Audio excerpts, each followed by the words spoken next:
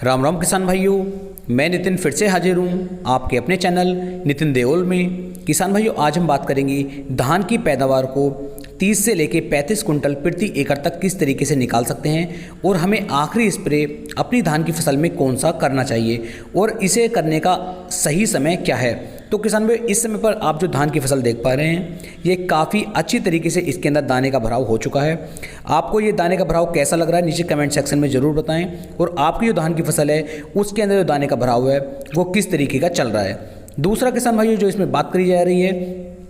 कि धान के जो लास्ट स्प्रे हमें करना है वो किस समय पर करना चाहिए। जिस समय पर किसान भाइयों हमारी धान की फसल के अंदर फूल बन रहा हो, फूल बनने की कंडीशन में, फूल बनने की स्थिति में कभी भी गलती से कोई स्प्रे नहीं करना चाहिए, क्योंकि धान की जो बाली होती है उसका मुंह खुला हुआ होता है और उस समय पर यदि आप स्प्रे करेंगे तो दाने का भराव अच्छे से नहीं हो पाता है। तो सबसे पहले तो आप इंतजार करें कि जब तक हमारी बाली जो है बंद ना हो जाए तब तक आपको स्प्रे नहीं करना है। दूसरा किसान भाइयों, जो कंडीशन आप इस समय पर धान पर देख पा रहे हैं,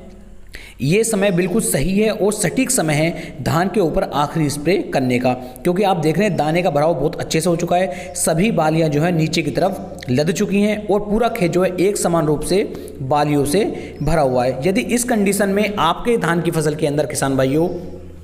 गंधी कीट का अटैक हो जाता है तो आपको बहुत ज़्यादा ध्यान देना, क्योंकि गंधी कीट यदि हमारी धान की फसल के अंदर लगेगा तो इसे हटाना है, और गंधी कीट नहीं है तब आपको इसका कोई भी स्प्रे नहीं करना है, क्योंकि यहीं पर हमें देखना है कि दाने का भराव अच्छे से चल रहा है तब तो हमें सिर्फ इसके अंदर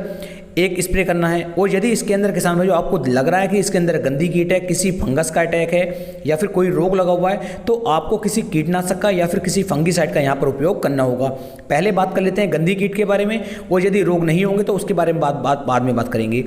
तो गंदी कीट यदि आपकी फसल के अंदर लगा हुआ है तो किसान भाइयों आपके दाने के जितना भी अंदर दूध होता है उस दूध को ये पी लेता है, और पीने के बाद आपका जो दाना होगा वह खाली पड़ जाएगा और आपको बहुत ज़्यादा नुकसान किसान भाइयों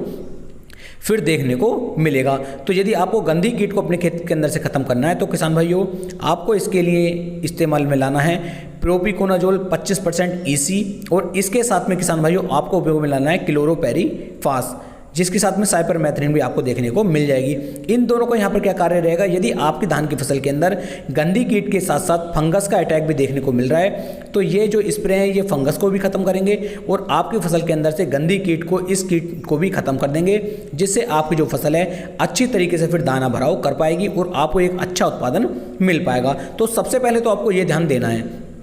कि फंगस का अटैक हो या फिर गंदी कीट का अटैक हो तब आपको इनका स्प्रे करना ही करना है। और यदि आपकी फसल के अंदर ना ही गंदी कीट है ना ही किसी तरह की फंगस का अटैक है तो किसान भाइयों अब आपको देखना है कि आपकी धान की फसल जो है उसके बाद भी अच्छी तरीके से दाना भराव नहीं कर पा रही है, तो किसान भाइयों आपको यहाँ पर उपयोग में लानी है पोटास, क्योंकि यहाँ पर पोटास का जो है अहम योगदान रहेगा। और पोटास का उपयोग यदि आप यहाँ पर नहीं करेंगे तो इससे आपको काफ़ी ज़्यादा नुकसान देखने को मिल सकते हैं। पोटास के साथ साथ किसान भाइयों जो आपकी बोरोन होती है, बोरोन का उपयोग भी यहाँ पर आपको कर लेना चाहिए। कितनी मात्रा लेनी है, कैसे लेनी है, वो मैं आपको बता देता हूँ। NPK 0050 को आप ले लीजिए। इसके अंदर किसान भाइयों पोटास की मात्रा 50% और सल्फर की मात्रा इसमें 17.5% दी गई है, और साथ ही साथ आपको बोरोन ले लेना है 20% वाला। NPK 0050 को आप 1 किलोग्राम प्रति एकड़ के हिसाब से ले लीजिए, और इसकी मात्रा आप 200 ग्राम और भी बढ़ा सकते हैं अपनी फसल को देखते हुए। साथ में किसान में जो बोरोन आपको लेना है, बोरोन की मात्रा आपको 100 से लेकर 150 ग्राम प्रति एकड़ के हिसाब से लेनी है, और इन दोनों को मिक्स करने के बाद लगभग 180 से 200 लीटर पानी के अंदर मिक्स कर लीजिए। और उसके बाद जो कंडीशन इस समय पर आप धान की देख पा रहे हैं,